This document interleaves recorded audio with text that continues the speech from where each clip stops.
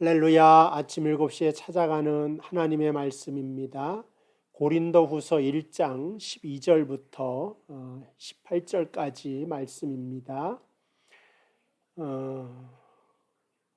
고린도후서 1장 12절부터 읽어드립니다. 우리가 세상에서 특별히 너희에게 대하여 하나님의 거룩함과 진실함으로 행하되 육체의 지혜로 하지 아니하고 하나님의 은혜로 행함은 우리 양심이 증언하는 바니 이것이 우리의 자랑이라.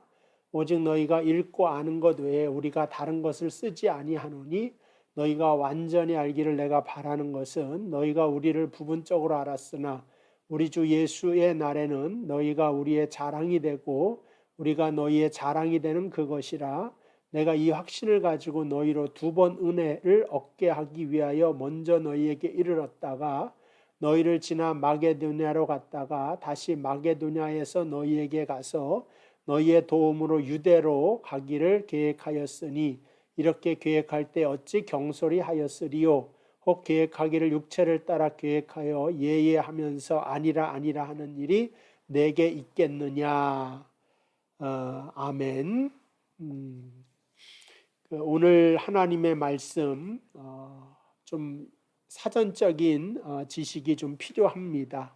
바울이 고린도 교회에 들르겠다 하는 말을 합니다. 오늘 말씀에 있는 것처럼 오늘 말씀의 16절 너희를 지나 너희에게 들렸다가 마게도냐로 갔다가 마게도냐에서 다시 고린도에 들려서 너희의 도움으로 유대로 가기로 계획하였다. 이것을 이제 고린도 교회 교인들한테 설명을 하고 아마 준비할 사항이 있으면 준비해 달라. 이제 이런 말을 한 것 같습니다. 근데 바울이 그 계획을 변경해서 내가 고린도 교회로 가지 않겠다 하는 이제 그 말을 다시 하게 됩니다. 근데 이제 이것을 두고 바울을 반대했던 사람들이 고린도 교회에게 바울에 대하여 비난하기를 봐라. 바울의 말은 믿을 수가 없는 것이다. 신실하지도 못한다.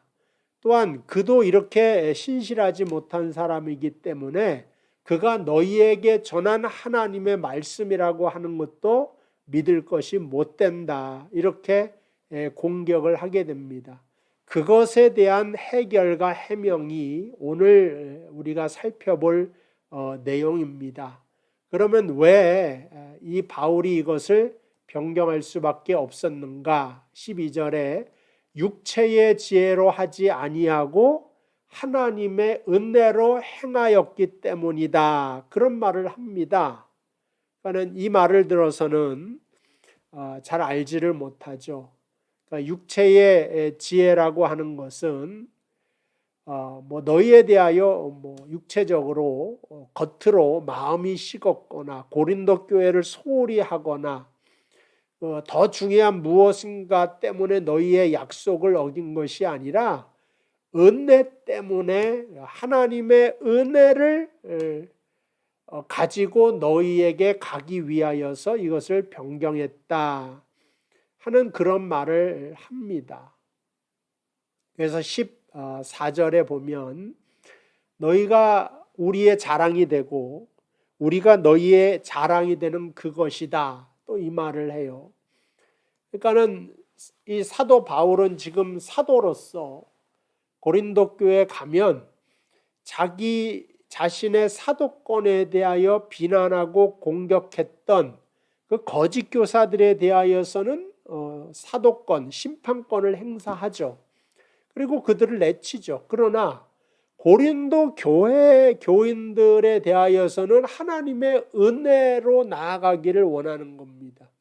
근데 지금 당장 가게 되면 그 교인들이 아직 돌아오지도 않고 바울을 계속 비난하는 그런 입장에 취하는 사람도 많기 때문에 지금 내가 당장 가면 너희를 심판하고 교회의 규칙을 들어서 너희를 치리하고 그러니까는 출교를 시키고 이러한 일을 해야 되기 때문에 나는 인간의 육체적인 지혜가 아니라 은혜로 나아가는 그날까지 기다리기 위하여서 고린도 교회 방문을 연기한 것이다.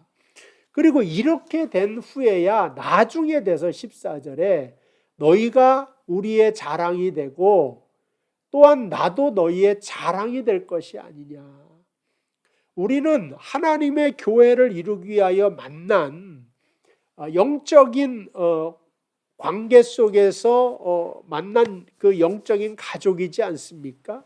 그럼 서로의 자랑이 되어야지. 누군가를 미워해서 출교를 시키고 심판하고 이러한 모습으로는 고린도 교회에 나아가지 않기를 원했기 때문에 가지 않았다고 바울이 지금 그것을 말하고 있는 것입니다.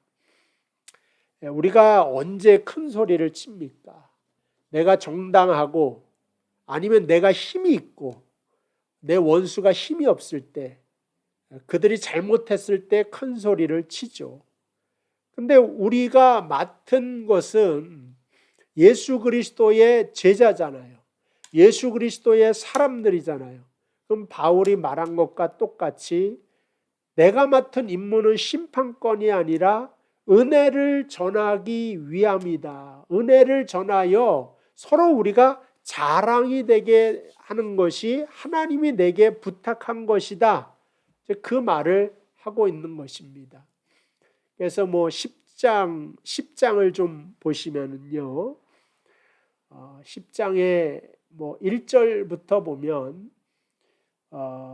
2절부터 또한 우리를 육신에 따라 행하는 자로 여기는 자들에 대하여 내가 담대하게 대하는 것 같이, 여기는 우리를 육신에 따라 행하는 자로 여기는 자, 그러니까는 고린도 교회에게 바울을 비난하고 거짓 복음을 전했던 자들에게 대하여서는 여기 담대히 내가 대할 거다. 이거는 강경하게 그를 심판할 거다. 그들은 거짓된 사람들이기 때문에 그렇다.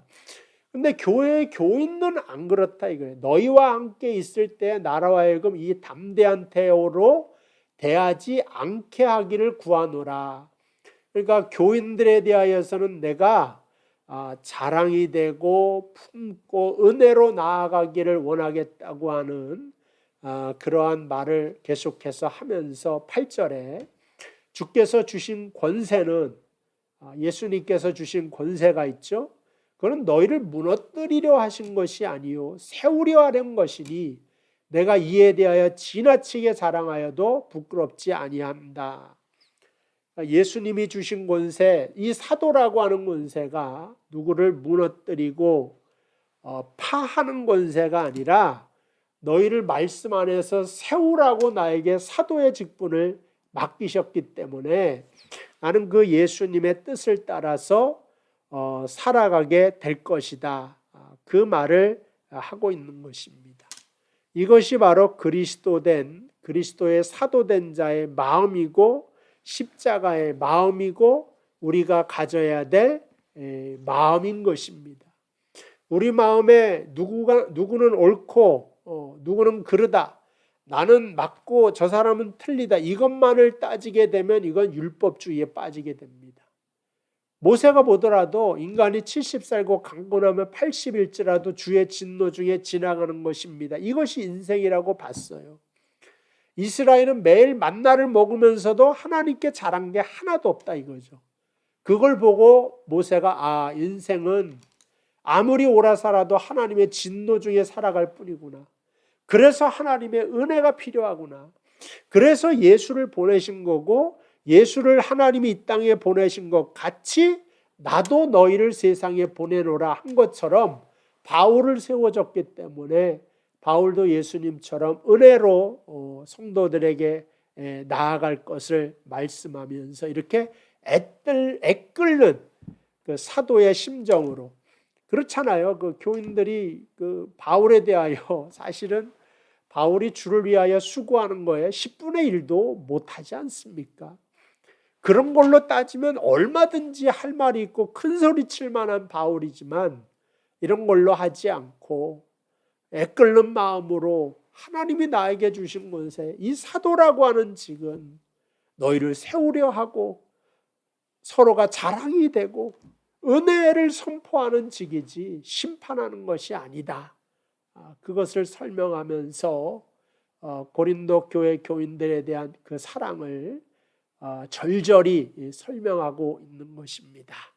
오늘 우리도 예수님의 사도된 자로서 내가 예수 믿는 사람이면 어떠한 자세로 살아가야 되는가를 다시 한번 사순절 기간에 묵상하면서 어딜 가든지 누구를 무너뜨리거나 파하려고 하는 것이 아니라, 깨트리려고 하는 것이 아니라 서로를 세워줄 수 있는 저와 여러분들 되기를 주님의 이름으로 축복을 드립니다.